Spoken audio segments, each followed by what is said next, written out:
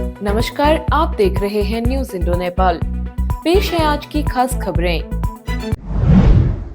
आज चंडाक से पिथौरागढ़ की ओर आ रही एक स्कूटी शाम 6:30 बजे वरदानी पार्क के पास स्लिप होकर गहरी खाई में जा गिरी। स्कूटी चला रहा लिंचुड़ा निवासी 18 वर्षीय युवक दीपांशु लुंठी गंभीर रूप से घायल हो गया। दीपांशु को वहां मौजूद लोगों ने निजी कार से जिला चिकित्सालय पहुंचाया। ड्यूटी पर तैनात चिकित्सक कोमल चंद ने प्राथमिक उपचार के बाद युवक को हायर सेंटर रेफर कर दिया है। युवक के घायल होने का समाचार मिलते ही बड़ी संख्या में लोग युवक का हालचाल जानने के लिए अस्पताल पहुंच गए। युवक के शरीर में गंभीर चोटें लगी हैं।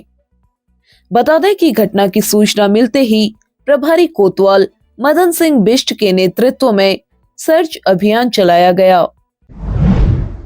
उत्तराखंड क्रांति दल 24 अक्टूबर को देहरादून में महारैली का आयोजन करेगा।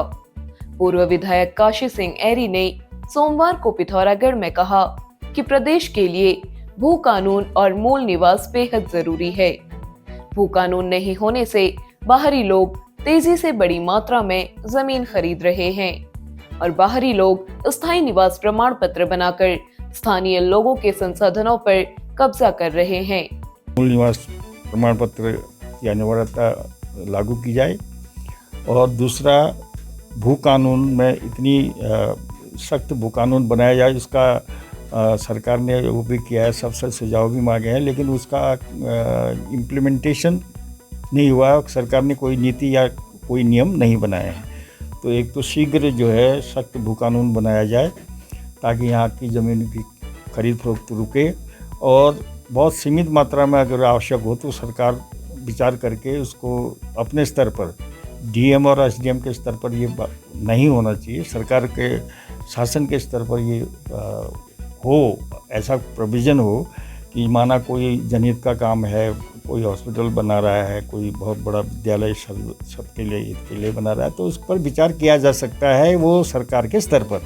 लेकिन यहाँ इतने एकड़ों सैकड़ों हज़ारों एकड़ ज़मीन खरीद रहे हैं और पता नहीं किस पर्पज़ के लिए खरीद रहे हैं, कौन खरीद रहा है, ये आता पता नहीं है।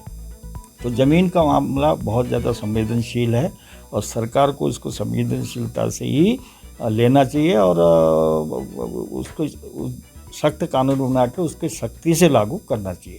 राज्य की नौकरियों में स्थानीय लोगों को ही अवसर मिले, इसके लिए मूल निवास प्रमाण पत्र बेहद जरूरी है। उत्तराखंड क्रांति दल इन्हीं मांगों को लेकर महारैली का आयोजन कर रहा है। इस दिवाली श्री शिवाश्रम सेवा केंद्र में आपको मिल रहा है हर थेरेपी और सेशन में धमाकेदार डिस्काउंट। अभी संपर्क करें। ऑफर 31 अक्टूबर तक सीमित। पिथौरागढ़ नगर के प्रवेश द्वार एचोली में इन दिनों हर रोज लग रहे जाम से लोग खासे परेशान हैं। क्षेत्रवासियों ने बताया कि मार्ग में खुदाई का काम चल रहा है, जिसे अब तक पूरा नहीं किया गया, जिसके चलते वाहन मार्ग में फंस रहे हैं। जाम के चलते बच्चों को स्कूल पहुंचने में खासी दिक्कत हो रही है। स्कूल बसों को लंबा इंतजार करना पड़ रहा है। क्षेत्रवासियों ने प्रशासन से इस समस्या से निजात दिलाई जाने की मांग की है। युवा बाल साहित्यकार इंजीनियर ललित शौर्य की नई पुस्तक बाल तरंग का विमोचन मुख्यमंत्री पुष्कर सिंह धामी ने किया। मुख्यमंत्री के कैंप कार्यालय में मानव सेवा समाज संस्था द्वारा आयोजित कार्यक्रम में पुस्तक का विमोचन करते हुए मुख्यमंत्री ने कहा कि बच्चों के लिए अच्छा बाल साहित्य अत्यंत आवश्यक है। यह बच्चों को रचनात्मक बनाता है। लेखक ललित ने बताया कि पुस्तक नई शिक्षा नीति के आधार पर लिखी गई है। इसमें लोक भाषा कुमाऊनी गढ़वाली में रचनाएं अनुदित हैं। पुस्तक में बाल कविताएं भी हैं जो बच्चों को मनोरंजन के साथ साथ सीख भी देंगी। बता दें कि ललित की इससे पूर्व 1 दर्जन से अधिक बाल साहित्य पुस्तक प्रकाशित हो चुकी हैं।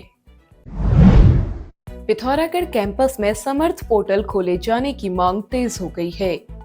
छात्र नेता नितिन उप्रेती और सांस्कृतिक सचिव की प्रत्याशी सुमन ने सोमवार को परिसर के निदेशक डॉक्टर हेमचंद्र पांडे के माध्यम से विश्वविद्यालय प्रशासन को ज्ञापन सौंपकर मांग की कि अभी तक महाविद्यालय में प्रवेश नहीं ले पाए छात्र छात्राओं को प्रवेश देने के लिए समर्थ पोर्टल जल्द खोला जाए। जो हमारे थर्ड सेम के एडमिशन के लिए इन्होंने समर्थ पोर्टल की लास्ट डेट 20 अक्टूबर दी थी, तो उसमें हमारे काफी छात्र छात्राएं हैं। 20 अक्टूबर के बीच में हमारी काफी छुट्टियां रही थी। 20 अक्टूबर को खुद संडे था, तो उसमें हमारे बच्चे अभी एडमिशन नहीं ले पाए हैं और अपनी फीस सबमिट नहीं कर पाए। तो मेरी विश्वविद्यालय प्रशासन से यही मांग है कि समर्थ पोर्टल को दोबारा से खोला जाए और इसकी डेट अभी और बढ़ाई जाए, क्योंकि हमारे काफी छात्र छात्राएं थर्ड सेम में एडमिशन लेने से वंचित रहे हुए हैं।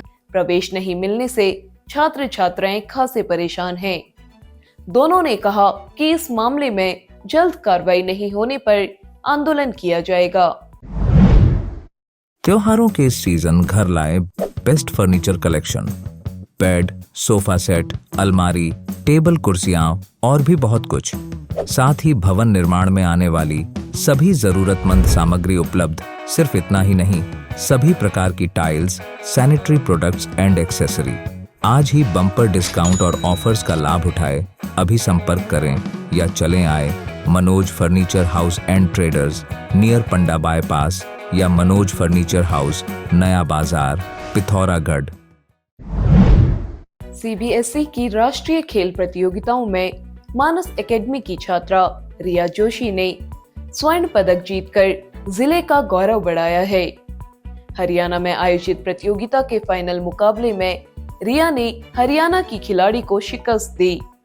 रिया की इस शानदार उपलब्धि पर विद्यालय के chairman doctor Ashok Pant, manager Kanchan Lata Pant, निदेशक मीनू भट्ट, देवाशीष पंत, प्रधानाचार्य सुनीता रावत ने रिया को शुभकामनाएं दी है।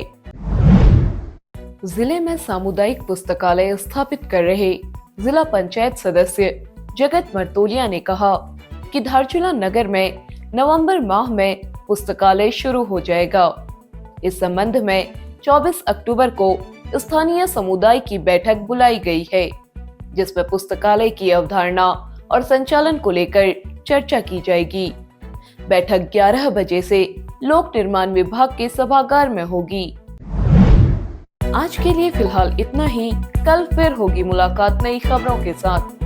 पिथौरागढ़ व उत्तराखंड की खबरों को देखने के लिए न्यूज इंडो नेपाल को सब्सक्राइब करें। साथ ही न्यूज संबंधी सुझाव के लिए कमेंट करें। NIN, सबसे अलग, सबसे तेज। धन्यवाद।